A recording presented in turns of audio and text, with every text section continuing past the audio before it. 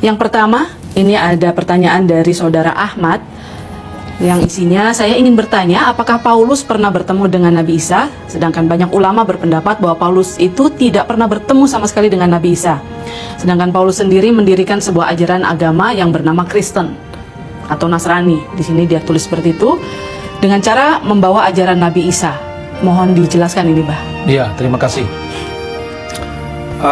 Kalau kita memahami agama Kristen dari perspektif non-Kristen, itu kan menimbulkan salah paham. Setiap agama itu kan memiliki pandangan tentang otoritas pewahyuan.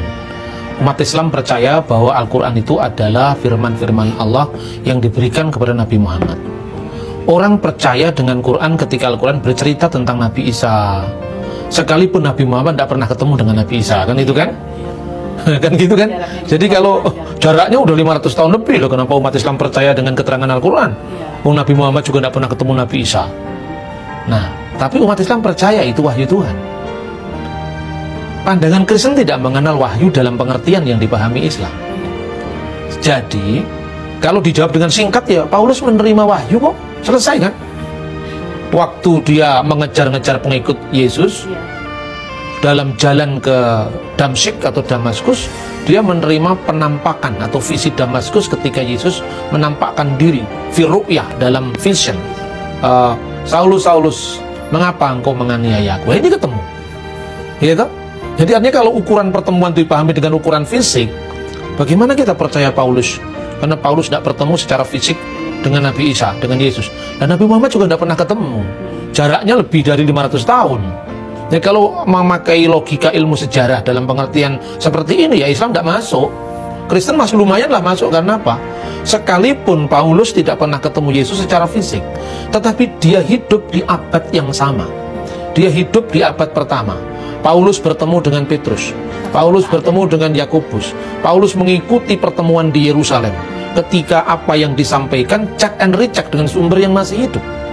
Ketika Paulus meninggal tahun 67, dia bersama-sama dengan Petrus, muridnya Yesus, yang meninggal kira-kira tahun 64, 3 tahun sebelum Paulus meninggal. Paulus ketemu dengan Yakobus, yang adalah masih kerabat Yesus dari Yusuf, ya, suami Maria yang tidak ada hubungan biologis dengan Maria, tetapi artinya dia hidup di abad yang sama. Nah, terus kemudian soal para ulama, itu kan ulama masing-masing, setiap agama kan punya ulamanya. Kalau Anda seorang muslim, dasarnya Islam ya silakan. Tetapi ketika Anda memahami ajaran Kristen dari sudut pandang Islam, itu tidak fair. Yang pertama itu. Terus kemudian yang kedua, Paulus mengarang agama Kristen, tidak ada yang mengarang. Karena kekristenan itu dipersatukan oleh apa yang namanya paradosis rasuliah. Jadi paradosis apostolik itu apa? Yesus menunjuk Petrus sebagai pemimpin gereja. Engkau adalah batu karang dan di atas batu ini akan mendirikan gerejaku. Sejak satu gereja mengenal yang namanya khilafah rasuliyah, suksesi apostolik. Karena Yesus punya murid 12, punya murid 70. Murid-muridnya Yesus punya murid lagi yang namanya apostolic fathers, Abba Rasuliyun. Dari apostolic fathers itu punya murid-murid lagi. Jadi Yesus punya murid misalnya Yohanes. Yohanes punya murid Polikarpus dari Smyrna. Polikarpus punya murid lagi namanya Irenaeus. Irenaeus punya murid lagi namanya Hippolytus, sampai bapak-bapak konsili, sampai gereja sekarang. Ajarannya bersinambung, bukan dikarang-karang oleh Paulus. Kalau Paulus ngarang, tentu rasul-rasul yang lain akan menyangkal kalau dia salah. Tidak ada koreksi apapun terhadap ajaran Paulus di dalam gereja.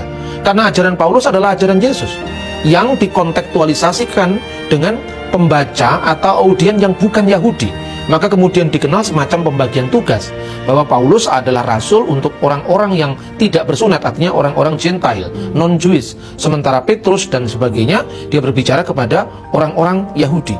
Jadi nidamnya, sistemnya sudah clear dari abad pertama. Dan ada bukti-bukti sejarah. Misalnya, ajaran yang menyangkal Paulus itu baru muncul pada sebuah sekte namanya sekte Ebionit. Sekte ini pecahan dari gereja Yerusalem. Jadi banyak orang salah mengerti. Ebionit itu bukan Kristen mula-mula, tetapi dia sekte Kristen Yahudi yang muncul dari sekte sebelumnya namanya sekte Nasrani. Jadi seringkali orang itu disebut Nasrani. Itu tidak tepat. Kristen itu Kristen, Masihi, bukan Nasrani. Nasrani itu sebutan Islam tentang kekristenan. Nasrani itu adalah bagian dari sekte Kristen Yahudi, dan itu tidak mewakili seluruh kekristenan. Kita jangan mau dong disebut Nasrani. Kita bukan orang Nasrani. Kita orang Kristen. orang Arab, ya, abuna hadratak Masihi wala Nasrani. Masihi, ini saksi mata. Ini orang Arab, Kristen, ya orang Mesir, anak Masihi, bukan Nasrani. Nah, jadi jangan mengukur agama orang lain dari ukuran Al-Quran, karena Al-Quran bukan kitabnya orang Kristen, itu kitabnya orang Islam. Terus kemudian ketika rasul-rasul itu punya murid lagi, muridnya Rasul Yohanes namanya Ignatius dari Antioquia, Al-Khidis Ignatius Al-Antoki, dia dari Antioquia. Dia nulis satu buku, 7 surat kiriman sebelum beliau ini meninggal sebagai seorang syahid, mati syahid di kota Roma tahun 107 Masehi. Dia nulis surat kiriman, tidak bermasalah dengan Paulus. Muridnya Yohanes yang dipertentangan dengan Paulus tidak bermasalah dengan Paulus. Jadi dasarnya jangan opini, data sejarah. Clement dari Roma, bahkan namanya Al-Khidis Clement atau Santo Clement itu disebutkan dalam surat Paulus, yaitu surat Filipi pasal 4 ayat 3. Dia menulis surat agar meneladani Petrus dan Paulus. Tidak ada pertentangan antara Petrus dan Paulus. Kok tiba-tiba di abad 18 muncul nama mazhab Tubingen. Mazhab ini didirikan oleh seorang yang namanya Ferdinand Baur, yang mengatakan katanya Pauluslah pencipta agama Kristen yang dipertentangkan dengan Judeo-Christianity versus Pauline Christianity. Ini teori zaman perang Diponegoro. Teori dari abad 18, 19 tidak bisa representatif abad pertama. Makanya gereja ortodoks itu adalah gereja dari awal sejarah kekristenan. Tidak punya catatan Paulus pernah bertentangan dengan rasul-rasul yang lain. Juga catatan Polikarpus. Dia menulis tentang Paulus.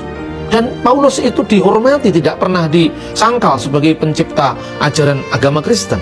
Jadi saya kira itu jadi pola pikirnya. Terus yang terakhir harus saya katakan kepada teman-teman muslim, silahkan membaca tafsir Ibnu Katsir, silahkan membaca tafsir Al-Maroki, silahkan Anda membaca tafsir yang kecil itu, tafsir Yasin Al-Hamami karya Syekh Hamami Jadah. Paulus diakui di sana. Jadi ada nama Paulus. Ada nama Paulus. Jadi utusan dari surah Yasin itu, 2 utusan Nabi Isa itu dalam tafsir Ibnu Katsir itu disebutkan namanya adalah Yuhana wa Sam'un. Ya, disebutkan ismu Rasulain al-Awaliyin Sam'un wa Yuhana wa ismu Tsalits Bulus. Jadi rasul yang pertama diutus ke Antioquia, yang pertama adalah Simon Petrus dan Yohanes, dan nama ketiga adalah Paulus. Jadi tafsir Bulus ya, ismu Tsalits Bulus. Jadi tidak ada masalah dengan Rasul Paulus dalam kitab-kitab pesantren. Sebentar, Pak. Bulus itu beda dengan bulus dalam bahasa kita, kan? Beda, bulus bahasa kita itu kan penyu. Ya. Itu Paulus itu bulus bahasa Arab. Risalah itu bulus Rasul al-awal ila ahli Korintus matana. Ya. Ya. Ya,